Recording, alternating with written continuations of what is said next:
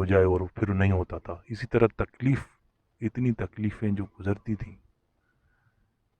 مثال کے طور پر ایکسیڈنٹ ہوئے میرے، اس کے بعد سخت چوٹیں آئیں اتنی، اور بیماری ایسی میری کہ میرے گھر والے ہمیشہ کہتے تھے کہ اتنا تمہارا اتنا بخار خراب ہوتا ہے کہ ایک دفعہ ہو جائے تو پھر ہفتوں چلتا ہے، ٹائیفائڈ اور یہ وہ اس میں. اور اس طرح کی بہت ساری چیزیں، ان مصیبتوں میں پکارتا تھا میں اللہ کو تو کچھ بھی نہیں ہوتا تھا. اور میں باقاعدہ گالیاں دیتا تھا کہ تم 70 ماں کے برابر کہتے ہو خود کو، تم میں تو ایک ماں جتنا بھی رحم نہیں ہے. پھر جب فائنینشیل سچویشن بہت خراب ہوئی تو تب بھی اچھا میں اپنے لیے تو ٹھیک ہے، لوگوں کا دیکھ رہا تھا جب میں ان کی کتنی بری حالت ہے اور ایسی ہے، اور وہ جناب دعا پہ دعا، یہ کر دو یا اللہ یہ کر دو، اور ایسے ایسے واقعات کے اس میں بھی خاموش، کوئی کسی کا کچھ قصور بھی نہیں، اور پھر وہ پھر بھی خاموش، اللہ خاموش، کوئی جواب نہیں. پھر اس پہ یہ مصلحت کہ بھائی رضا پہ راضی رہو، یہ تو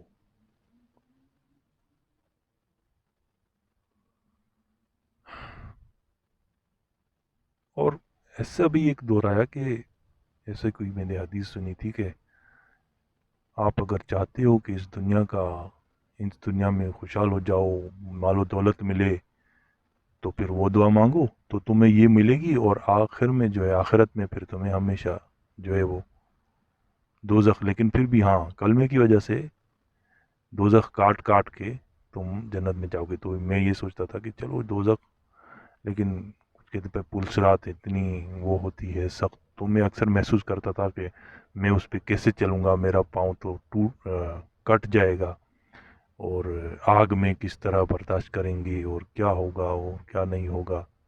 لیکن پھر بھی جب آہستہ آہستہ اس وقت بھی میں مسلم تھا تو کہ نمازیں نہ پڑھنا، اور پھر یہ اثر ایموشنلی آپ کتنا بھی ڈرائیں لیکن اس کا اثر دیر پا نہیں ہوتا. تو میں کہہ رہا تھا کہ وہ فائنینشیل سچویشن جب بہت بری ہوئی تو اور میرے پاس اتنا کچھ ڈگری یہ وہ سب کچھ، اس کے باوجود مجھے کہیں جاب نہیں مل رہی، اور بری حالت ہے فائنینشلی اکنومیکلی. تو میں کہتا تھا ہاں دو نا مجھے یار، مجھے دولت دو. تم کہتے ہو اپنی قرآن میں، حدیثوں میں، یا کہیں سے بھی جو بھی میں سنتا تھا ریلیجس اسکالر سے یا ادھر ادھر سے، تو بھائی دو نا ہمیں. دوسروں کا تو چلو میں ذمہ دار نہیں ہوں جو بہت غریب ہیں اور یہ وہ. اور یہاں تک کہ میں کہتا تھا یار میں قتل کرنا چاہتا ہوں اگر اس کے لیے بھی مجھے کوئی دولت مل رہی ہے. اتنی کوئی شدید مجبوری یا ایسی ہوتی ہے، انسان کبھی کبھی بہت ہی زیادہ ہو جاتا ہے. تو کہتا تھا میں برائی کے لیے بھی تیار ہوں بھائی، مجھے بس دولت چاہیے، مجھے ہمارا پیسہ چاہیے، ہمارے حالات کو صحیح کرنے کے لیے پیسہ اشد ضروری ہے، اور وہ مجھے اس دنیا میں دے دو. بعد میں بولے بھلے تم مرنے کے بعد نہ ساری مجھے دوزخ جو بھلے کلمے کی وجہ سے آخر میں جنت دو گے نا، تو وہ بھی نہیں چاہیے، دوزخ ہی چاہیے لاسٹ تک، بس اس دنیا میں مجھے دے دو. لیکن نہیں ہوتا تھا کچھ ایسا. اور میں دوسروں کے لیے بھی یہی کہتا تھا کہ بھئی ان کی حالت سدھار دو، بیچاروں کے گھر ٹوٹے ہوئے ہیں، گندگی میں رہ رہے ہیں، گٹر میں رہ رہے ہیں، اور اتنی جاہلیت کی 12 اولادیں ان کی، پھر ان میں 2 3 معذور، اور ایسی کہ روٹی نہیں ہے، شام کو کھانے کو نہیں ہے، صبح کو کھانے کو نہیں ہے، اتنی بری حالت ان کی. تو میں کہتا تھا چلو یہ لوگ تو ذمہ دار ہیں. یہ میرے اپنی بچپن کی باتیں بتا رہا ہوں جب میں بہت ہی زیادہ ایک کٹر مسلمان کے بعد ایک اور بات کی سٹیج پہ تھا.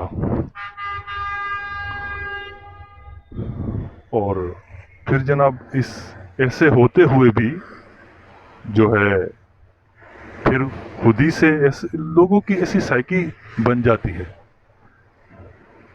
کہ وہ اس طرح کی ایک ایموشنل باتیں ہوتی ہیں اور یہ سچ بھی ہوتی ہیں، ان کا سچ سے تعلق ہوتا ہے، ان کا ریئل سچویشن سے تعلق ہوتا ہے، لیکن بعد میں پھر وہی معافی مانگتے ہیں کہ یار یہ میں نے کیا کیا، یہ میں نے غلط کہا.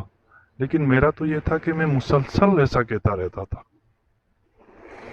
کہ مجھے تو چاہیے بھائی. تم نے کہا کہ دولت یہاں پہ دو گے اور بعد میں دوزخ ہی دو گے، تو دو مجھے. اور تم تو یہ بیماری تک نہیں ختم کر سک رہے ہو میری، یہ تکلیف تم کم نہیں کر سک رہے ہو.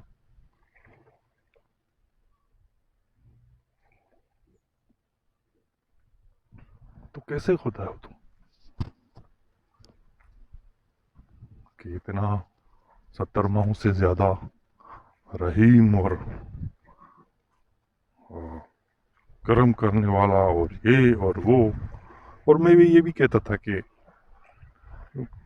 بتاتے تھے کہ مولوی کے بھائی 99 نام میں سے جو ہے ایک دو قہار اور اس طرح بھی جبار اور قہار بھی ہیں. تو میں کہتا تھا ہاں وہ تو وہی ہے، بس وہ قہر کرنے والا ہی ہے، جبر کرنے والا ہی ہے، ظلم کرنے والا ہی ہے اللہ. اور ہاں مجھے اچھی طرح یاد ہے، اسے میں نے لکھا تھا، بلکہ اکثر تو مجھے ذہن میں آتا تھا، میں اپنے آپ میں دہراتا رہتا تھا، لکھ لیتا تو میرے پاس بہت ذخیرہ موجود ہوتا. تو میں نے ایسا لکھا تھا کہ قیامت جو ہے وہ لوگوں سے حساب کا نہیں دن ہے، وہ خدا سے حساب کا دن ہے، کہ لوگ خدا سے حساب مانگیں گے کہ تم نے ہماری ایسی حالت کیوں کی، کیوں، اگر تو ہی ہر چیز کا مالک ہے، رب ہے، پیدا کرنے والا ہے، تو پھر تم نے ہم نے ایسی حالت میں کیوں رکھا، ہمارے بچے کیوں قتل کرائے، ہمیں کیوں ایسی گندی حالت میں رکھا، ہمیں کیوں ایسے گھروں میں پیدا کیا، ہمیں کیوں وہ سہولتیں نہیں دی جو ہم دیکھتے ہیں کہ کسی اور کے پاس ہیں.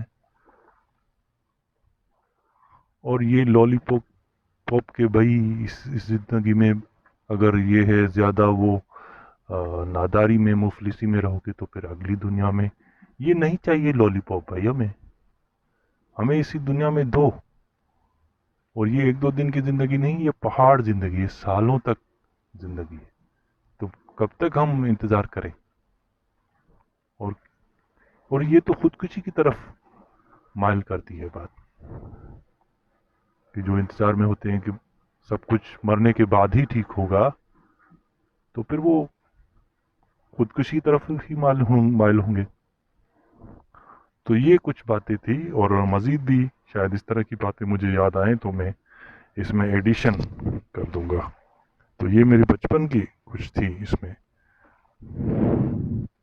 چلیں جی، okay, thank you for listening.